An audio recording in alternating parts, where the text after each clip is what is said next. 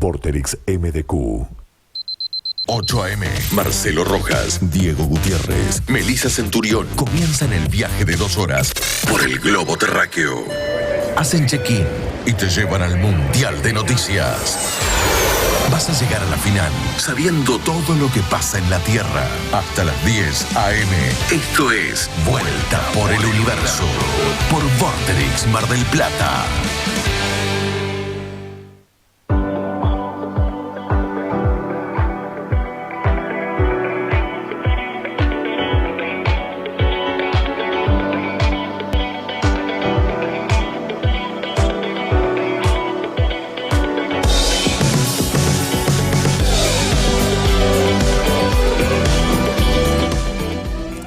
Buen sábado, 8:05 de la mañana en este sábado frío en Mar del Plata. Bienvenidos a una nueva emisión de Vuelta por el Universo, la vuelta al mundo de las noticias y de la música internacional.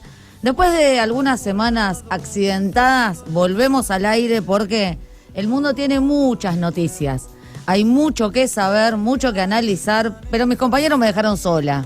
Así que se tomaron el fin de semana largo, pero Vuelta por el Universo no se tomó el fin de semana largo y aquí vamos a estar analizando todo lo que está pasando en el mundo, con invitados, con columnistas y por supuesto con la operación y puesta en el aire de Roque Colona. Gracias, Roque, por aguantar la parada de hacer este programa del fin de semana extra large en Mar del Plata.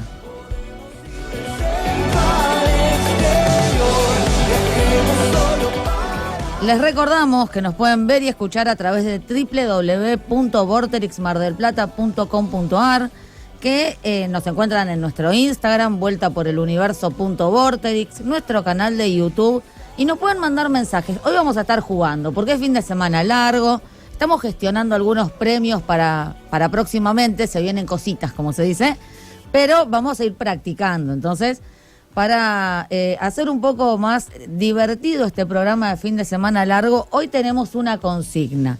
Pero antes de eso, le mandamos un saludo a Ana Laura, que ya nos mandaba un mensaje. Buen día, equipo de Vuelta por el Universo. Sean bienvenidos de regreso a mi aire radial. Y agrega, fuerza Melissa, no está sola, como con una carita levantando la mano. Gracias, Ana Laura. Sé que estás del otro lado, como toda la audiencia de Vuelta por el Universo. Y este fin de semana extra largo celebramos el Día de la Bandera, ¿no? También se recuerda a Güemes, pero sobre todo celebramos el Día de la Bandera. Así que tenemos una consigna que tiene que ver con el Día de la Bandera y que, bueno, para jugar un poco, exceptuando por supuesto a la bandera argentina, que claramente para todos es nuestra favorita, te preguntamos ¿cuál es tu bandera favorita del mundo? ¿Qué bandera te gusta? ¿Qué bandera te llama la atención? ¿Qué bandera te trae alguna anécdota, algún recuerdo? Bueno, decinos cuál es tu bandera favorita, además de la Argentina, al 223-548-1045.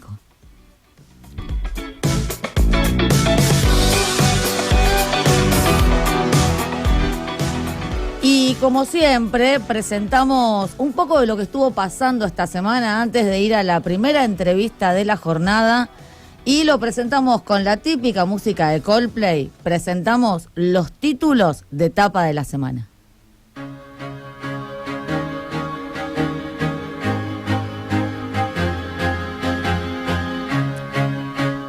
Guerra en Ucrania. Putin anunció que Rusia envió armas nucleares a Bielorrusia. El presidente ruso aseguró que estas eran solo las primeras y que Moscú completará el proceso antes del fin del verano.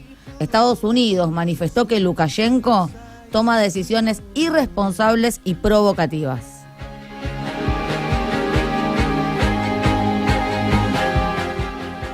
India, reunión del G20 sobre desarrollo en el marco de la presidencia de India del G20 en este año. Esta última semana se desarrolló una importante reunión sobre temas de desarrollo.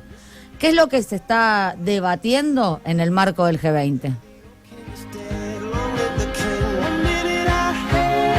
Nacionalismo hindú. ¿En qué consiste la hindutva y este nacionalismo que un poco encarna el primer ministro Narendra Modi?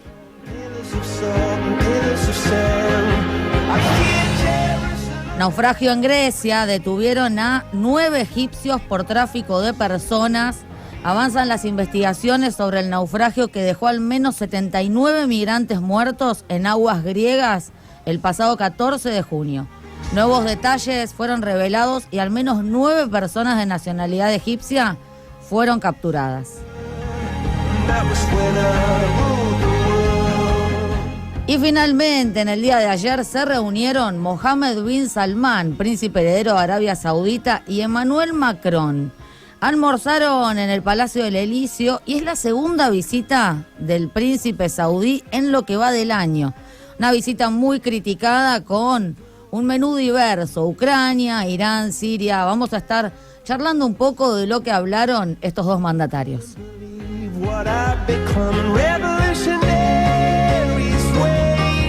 Pero mientras esperábamos lo que van a ser otras notas, otras entrevistas en el programa, ya tenemos a la primera entrevistada de la mañana. Le agradecemos, como siempre, la predisposición y el madrugón. Sabrina Olivera, nuestra especialista en India, hace mucho que no la veíamos porque estaba ocupada los sábados por la mañana, así que muchas gracias, Sabri, por la comunicación.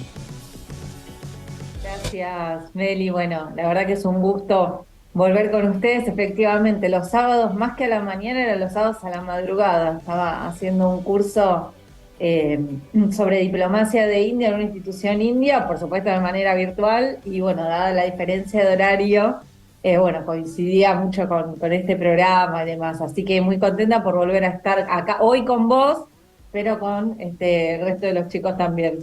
Sí, están en espíritu, aunque no estén acompañándome aquí. Bueno, gracias y qué interesante, ¿no? Contame un poquito más allá de los temas del curso ese que hiciste de diplomacia india. Mira, era un curso sobre diplomacia cultural, precisamente por parte, digamos, de una institución que estaba situada en Bangalore, o Bengaluru, en realidad. Y la verdad es que, bueno, la mayoría de los integrantes del curso eran indios, salvo, éramos 3 latinoamericanas, una chica venezolana que estaba allá en India, está becada por una de las instituciones de diplomacia cultural de India, con lo cual era muy interesante también ver su perspectiva. Y después, bueno, Lía Rodríguez de la Vega, que también, por supuesto, se dedica al estudio de India, y yo. Y teníamos distintas clases, a veces por parte de los titulares del curso, que eran personas que se dedicaban a la diplomacia cultural y que en algún momento habían formado parte de la gestión, y en otras oportunidades, dependiendo del tema, también traían a profesores externos y demás, y bueno, muchos incluso tampoco estaban en la propia India, así que súper interesante, muy, muy bueno. La verdad que no sé si van a seguir impartiendo este tipo de cursos, porque para nosotros ahora, en un momento donde la verdad es que el tipo de cambio no favorece para viajar. No, sin duda. La verdad que es interesante por lo menos tener la posibilidad de desde la virtualidad sortear esa dificultad, ¿viste? Una de las cosas buenas que nos dejó la pandemia, ¿no? Esta posibilidad de formarnos ya sea, bueno, a la distancia, muy distancia, con un curso en India o mismo dentro del país, que antes no era algo tan habitual. Sí. Antes por ahí lo que era habitual era, en el caso de una diplomatura, una especialización, o sea, un posgrado en general, tal vez es concentrar las clases en un fin de semana. Entonces los alumnos no es que viajan todas las semanas o varias veces por semana, sino que lo hacen una vez al mes y demás. Pero realmente ahora esto nos permitió, sí, generar también nuevos vínculos y nuevas actividades. Bueno, eso es importante, sí, eso es importante.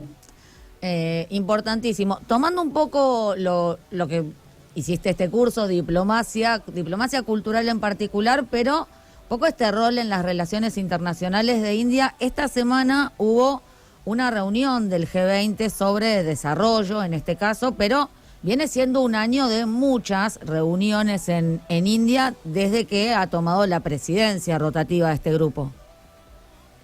Sí, mira, es un punto muy a considerar esto que acabas de decir, que están teniendo lugar muchísimas reuniones De hecho, digamos, en muy poquito tiempo empieza también la de los ministros de Agricultura, siendo la agricultura un sector sumamente importante para India, no solamente en términos económicos, por el aporte que hacen al PBI, sino también en términos poblacionales, porque prácticamente el 60% de India todavía vive en áreas rurales. Entonces, toda la discusión que tiene que ver con desarrollo a India le interesa, primero porque es la voz representante, o por lo menos así se quiere presentar en el escenario internacional, de lo que es el sur global. Entonces, cuestiones que tienen que ver con, por ejemplo, cambio climático o la intervención de la mujer en los procesos económicos, el empoderamiento de la mujer, la educación, la protección de los niños, o incluso también el acceso financiero equitativo para los diversos países, y en esto obviamente hace mención India, lo que tiene que ver con los países emergentes o las economías en desarrollo. De todos estos constituyen en definitiva intereses de India por cuestiones propias, pero también por una cuestión representativa, y así se quiere presentar en el escenario internacional, ¿no? Como un representante de la voz de los países del sur global que están enfrentando diversas cuestiones y diversas problemáticas, y que no solamente tienen que ver post pandemia, digo, antes de la pandemia también. Por ejemplo, los países en vías de desarrollo estaban pidiendo la reforma de ciertas organizaciones multilaterales, o por ejemplo del Consejo de Seguridad, y eso sigue, ¿no? Y lo que yo advierto, sí, en esta presidencia de India puntualmente, es mucho énfasis en la cuestión medioambiental. Sí, ¿No? eso estaba notando, ¿no? Y hay como un proyecto, una línea de política nueva que está presentando India también en este sentido. Sí, sí, sí, y además forma parte de la discusión. Bueno, el eslogan en realidad de India es una tierra, una familia, un futuro, ¿no? Y cuando habla tanto de tierra como de futuro, en realidad lo que está haciendo mención es precisamente de la protección del medio ambiente, de las implicancias que eso tiene, y cuando habla de futuro es precisamente a las generaciones futuras, ¿no? Y cómo se resuelven ciertas problemáticas que hoy aquejan a India, por ejemplo, digo, hasta en esta semana, por ejemplo, estaban esperando un ciclón, entonces de antemano habían evacuado a varias aldeas y eso permitió que no afectara tanto este ciclón. Está bien que tampoco tuvo el tránsito que se creyó que iba a tener, pero digo, de Sí. todos modos, se adoptan muchísimas medidas. Y creo que un poco también, digo, pensando en desastres naturales y demás, ha tenido mucho que ver, por ejemplo, el tsunami del 2004. El tsunami del 2004 afecta a India, o sea, el famoso tsunami que afecta al sudeste asiático también afecta a India, y con motivo de eso, por ejemplo, se creó una institución que monitorea los océanos específicamente para saber si hay tsunamis. Entonces, digo, tomando eso como ejemplo, simplemente porque no tiene que ver estrictamente con lo que mencionábamos. Bueno, hay una cuestión de prevención acerca de, bueno, qué puede llegar a ocurrir con desastres naturales, con la cuestión medioambiental, qué le vamos a dejar a nuestras generaciones futuras, ¿no? Y en eso, por ejemplo, radicó el comunicado de esta reunión que vos acabas de mencionar, que se celebró esta semana. Es una reunión muy importante, de hecho el canciller de India la mencionó como uno de los mayores logros, si no es el mayor logro, de lo que va de la presidencia de India del G20. Sin embargo, tuvo muy poca repercusión, al menos en nuestro país y en los medios hegemónicos occidentales, ¿no? Uno en la búsqueda de información durante esta semana costaba que le prestaran la verdadera atención que este hecho merecía. Sí, sí, sí, absolutamente de acuerdo con vos. En efecto, digo, esto que estoy mencionando es porque lo publican y los medios indios, y porque lo publica el propio canciller. Digo, no es que ha tenido esa recepción que vos mencionás en los medios públicos.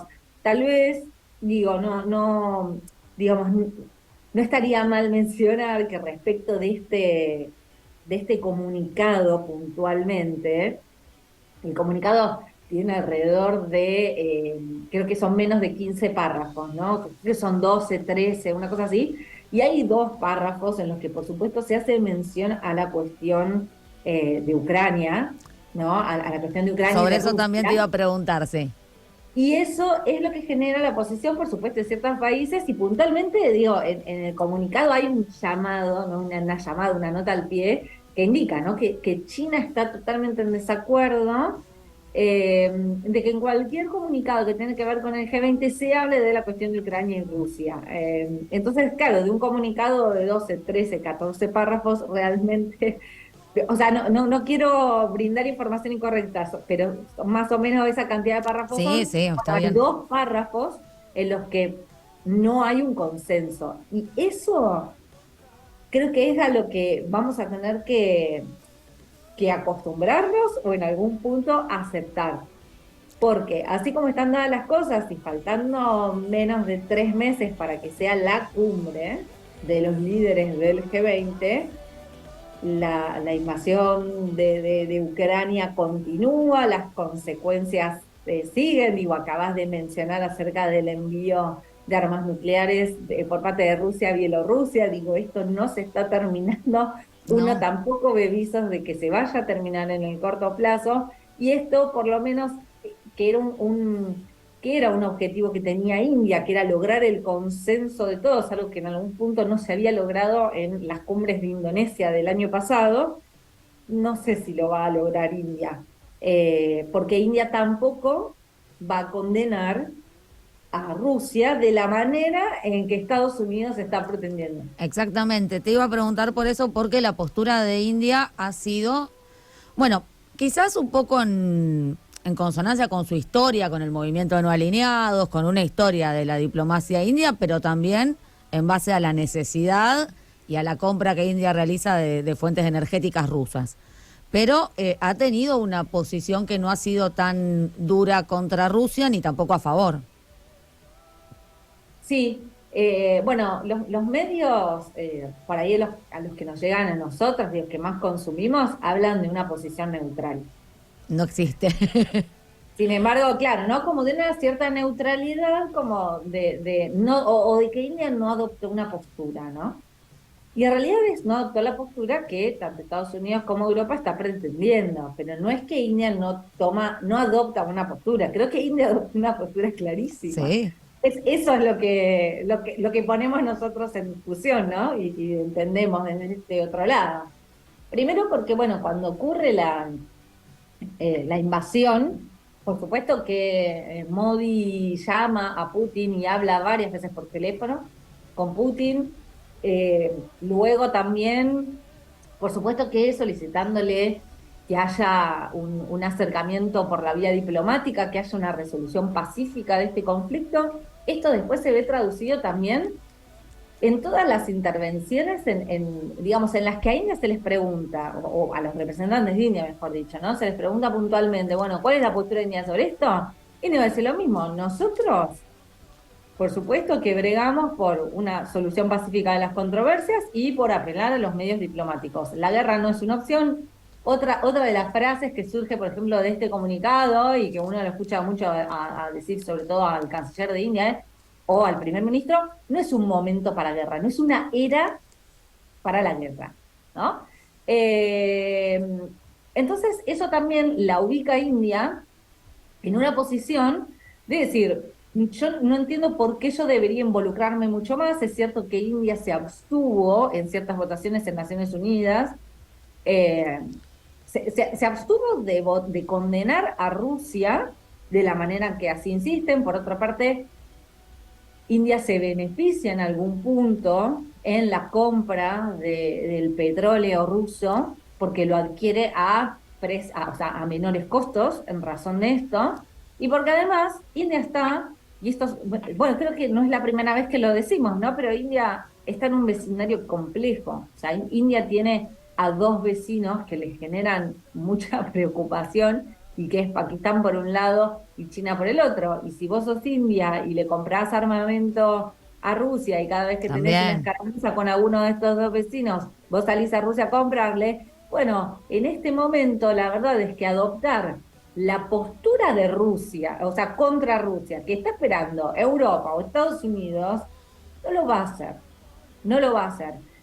Sí es cierto que hay incluso dentro de la propia India, y sobre todo con miembros que conforman los partidos opositores, por supuesto que hay integrantes que están diciendo, bueno, no estamos adoptando tampoco la postura con cierta defensa de los derechos humanos, tal vez, o de ciertos valores o los principios de la Carta de Naciones Unidas que India está acostumbrada a defender. Pero bueno, una cosa es decirlo desde la oposición y otra cosa es cuando vos ejerces el poder y estás en la administración actual, bueno, realmente qué medida tomar, ¿no? Entonces, en ese sentido, creo que India sí, desde hace un año y medio, se encuentra balanceando los equilibrios de poder, tratando de mantener una postura respecto de esta cuestión de no intervencionismo, de no alineamiento o de multialineamiento, pero como se le dice ahora, ¿no? O sea, o en los últimos años, de una autonomía estratégica. Exactamente. Y además, para sumar a lo que vos decías, en un momento en el cual se está debatiendo al menos la ampliación del BRICS.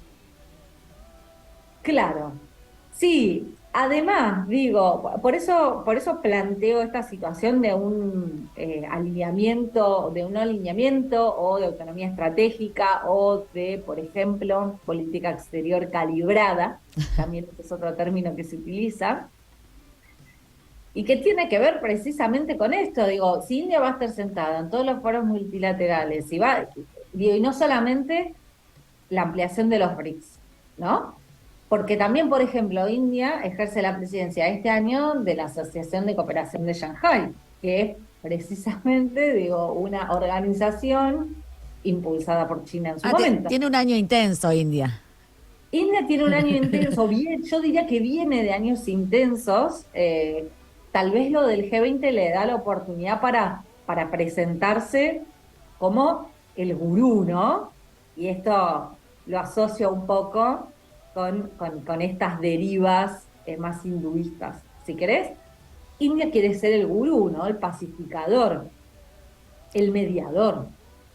Lo que pasa es que uno puede ser mediador y es muy válida esa postura y me parece que era fundamental para India también aprovechar como este recurso, pero por el otro lado, digo, hay una guerra, entonces es muy difícil conciliar y estar en el medio y lograr un consenso cuando cuando estás representando hoy la presidencia de un organismo o dos organismos, bueno, pero en este caso del G20, que nuclea a tres de las patas que están muy interesadas en este conflicto, porque obviamente Rusia es parte integrante, ¿no?, de este conflicto, pero también tenés a China y Estados Unidos que están ahí operando, porque Estados Unidos quiere que la condenemos, y China, por ejemplo, sale a respaldar a Rusia, y sale a respaldarla concretamente, pero porque también tiene una asociación una asociación estratégica integral de cooperación, y eso la obliga a salir a respaldarse.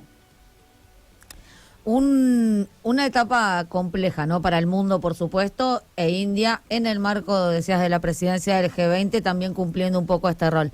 Antes de cerrar la nota, y como siempre agradecerte por participar, hace, bueno, un poco más de una semana estuviste participando, debo hacerle publicidad, esto es gratuito, no lo saben, pero uno de mis podcasts preferidos es Epidemia Ultra, desde su primera temporada, y estuviste siendo parte en esta segunda temporada de uno de los episodios sobre el nacionalismo hindú, ¿no? Y retomabas recién también un poco de esto del rol del gurú. Bueno, muy brevemente, e invitamos a toda la audiencia también a que escuchen este episodio de Epidemia Ultra. Lo pueden encontrar en las plataformas de podcast más reconocidas. Un poco, ¿en qué consiste el nacionalismo hindú? Bueno, gracias Meli por este espacio para hablar del tema.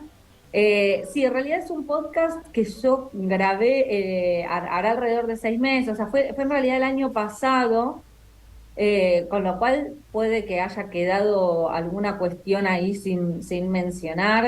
Todavía India ni siquiera había asumido la presidencia del G20, ¿no? Pero lo que es interesante es, digo, más allá del nacionalismo hindú, digo, ¿por qué también se habla del nacionalismo hindú? Más allá de que Modi, digamos, cuando en el 2014 se presenta como candidato, ¿no?, y hace digamos, y hace toda la campaña, él se manifiesta, ¿no? Se reconoce como soy patriota, soy nacionalista, soy hindú. Y un poco tiene que ver con la historia de él, donde él cuando era muy joven formaba parte del RSS, que es una organización en su momento, bueno, paramilitar, que luego se fue acomodando en el poder y aparece junto con el Bharatiya Janata Party, que es el partido político de Modi, y ahí empiezan a formar desde a fines del 90 y fines de la década del 90, forma parte de la coalición de gobierno. Pero ¿por qué se habla como de este nacionalismo hindú y de la RSS y de los vínculos que tiene con la política? Bueno, porque hay en realidad una, vamos a decir, una filosofía, una ideología en realidad, que se llama hindutva.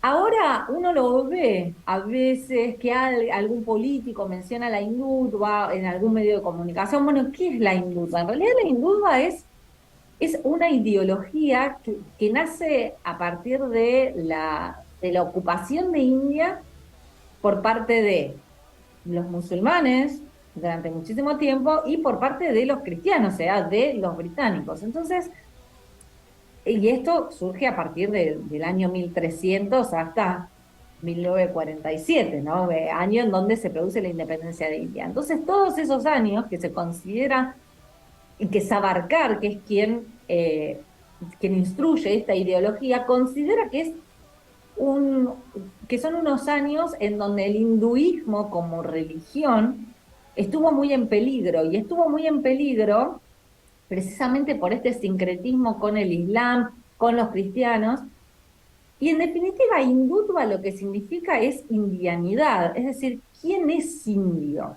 Y para la hindutva, el indio es quien nació en el subcontinente indio, y lo que pretende la hindutva es hacer coincidir los límites territoriales con los límites culturales, ¿no? O sea, una India hindú. Por ejemplo, Pakistán, bueno, en realidad lo que hoy se conoce como Pakistán es una república islámica, con lo cual no están los hindúes ahí, ¿bien? Y la Gran India, en realidad, ni siquiera implicaba solamente a lo que es India, sino India, Pakistán, Bangladesh, Nepal, Sri Lanka, ¿no? Entonces, por eso se habla de un nacionalismo hindú, porque lo que se pretende es que India sea una India hindú. Eso es lo que persigue esta ideología, ¿no? Una ideología muy complicada. Digo, ¿en qué sentido muy complicada? Porque por supuesto que tiene que ver con ciertas medidas y ciertas políticas que pueden afectar a otras minorías religiosas, porque insisto, si bien prácticamente el 80% de India profesa la religión hindú, es cierto que hay un 20% de la India, calculado en 1.428 millones de habitantes, que no profesan esta religión. Entonces, por eso es que, si bien todo lo que es el BJP, ¿no? O sea, el Bharatiya Janata Party, la gestión de Modi y demás, tiene mucho consenso popular y tiene mucho apoyo, lo más probable es que el año que viene estemos hablando de un nuevo triunfo de Modi, están las minorías religiosas que se ven afectadas, y sobre todo se ven afectadas desde el ámbito discursivo.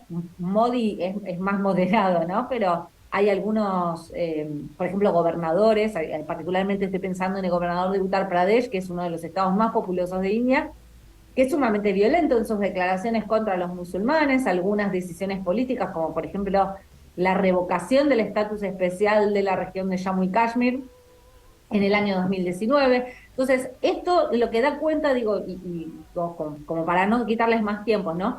Bueno, ¿quién es indio? ¿Qué es esta hindutva? ¿Qué es esta indianidad?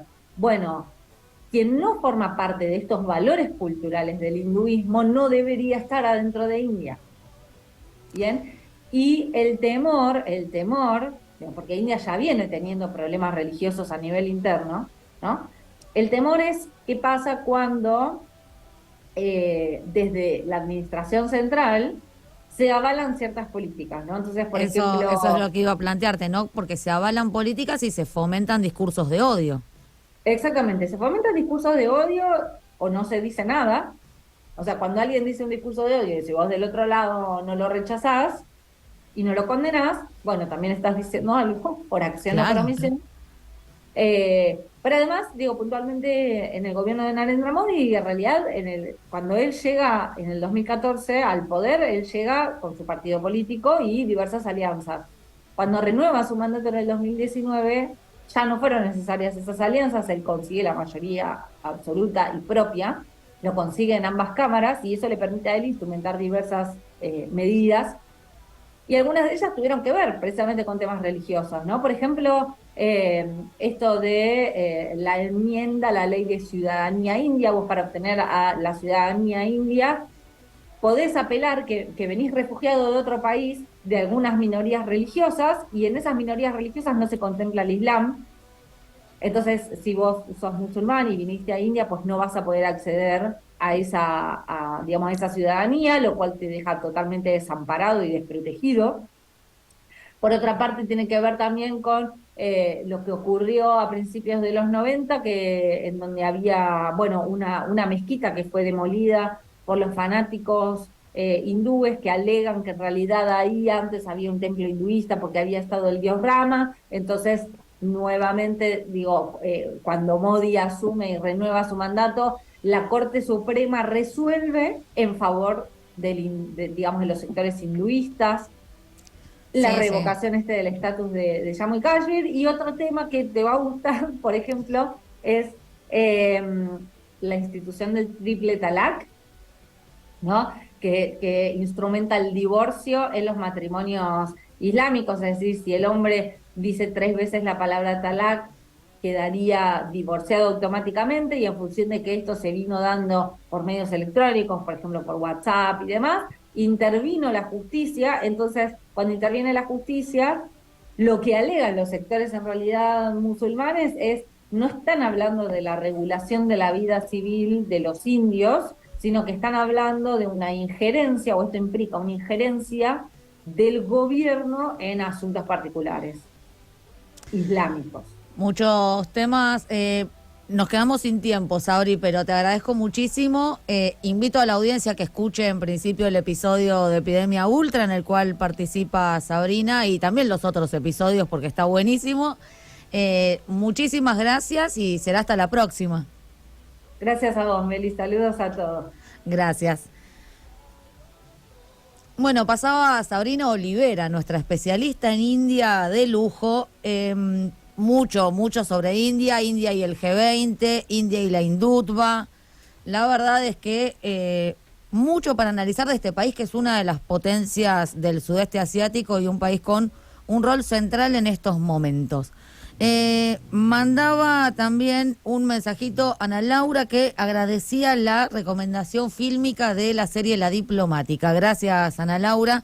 Les recordamos que estamos jugando, que estamos preguntando cuál es tu bandera favorita, además de la bandera argentina, al 223-548-1045. Acá también nos dicen la bandera de Nepal, que son 2 banderas triangulares rojas. Bueno, le vamos a preguntar también a Daniel en un ratito, que ya nos está esperando Daniel Rearte, porque nos va a contar sobre un viaje espectacular. Pero nos vamos a la pausa, no sin antes escuchar un poquito de música de India. Me encanta la música de India. Raghvadi Odgni y este tema que se llama Kalank.